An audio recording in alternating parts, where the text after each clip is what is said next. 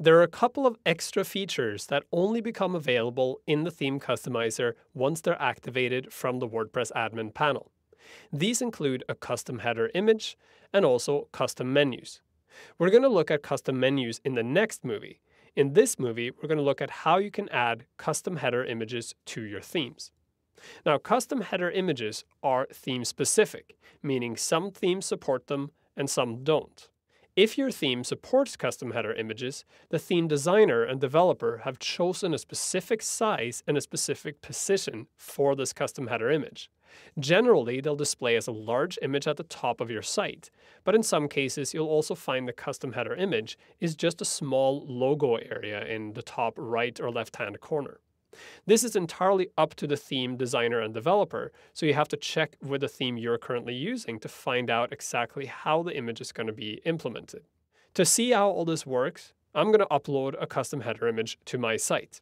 The first thing I need to do is add a new custom header image from the back end of my site. I can do that either by going to the toolbar and selecting header, or by going to the admin panel, find appearance, and then select header. Both of these take me to the custom header location.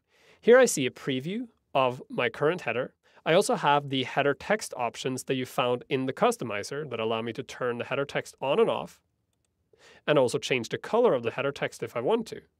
But what I'm concerned with now is adding a header image, and that's done under the Select Image box. Here I can either upload a new image, or I can choose an existing image from my media library. What's worth noting here is that the theme suggests that the header image is at least 1260 pixels wide. The suggested width is 1260, the suggested height is 240. This size is important because this is what will look best in your theme. So if you create a custom header image for your site, make sure that you follow this suggested width and height. If your image is larger than the suggested size, it's not a real problem. WordPress will help you crop it down so that it fits properly. Let me show you how that works. I'm going to click on Choose File and upload a file that I've created just for this purpose. So here I have a new header image, and I'll click Upload. Now WordPress shows me the header image and gives me a cropper. So here I can crop the image to exactly the size I want.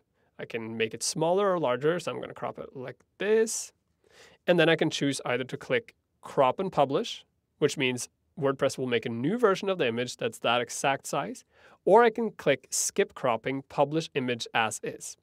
This will result in the entire image being uploaded exactly as it is. In most cases, you want to click Crop and Publish, but if you created a transparent ping file and you want to use the transparency in your header, you have to choose Skip Cropping, Publish Image as Is, because then WordPress will use that ping file and not create a new JPEG just for this purpose.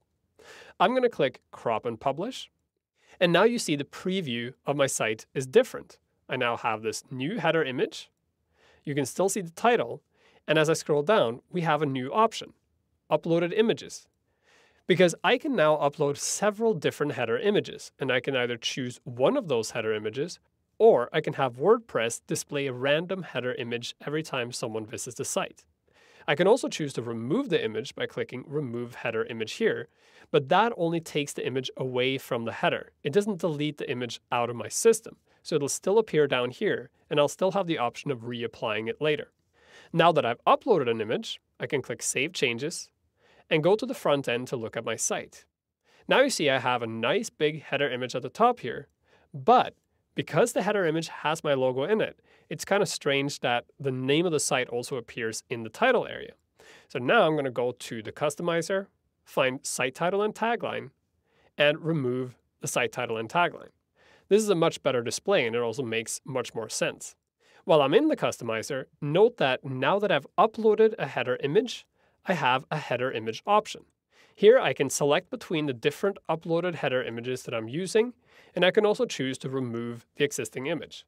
The only thing I can't do is upload new header images from here. If you want to add new header images, it has to be done from the admin panel because of that cropping I showed you. You simply can't do the cropping from within the customizer. Once you made the changes you want, either cancel to go back to the way it was, or click Save and Publish, close the customizer, and the site now has the new custom appearance.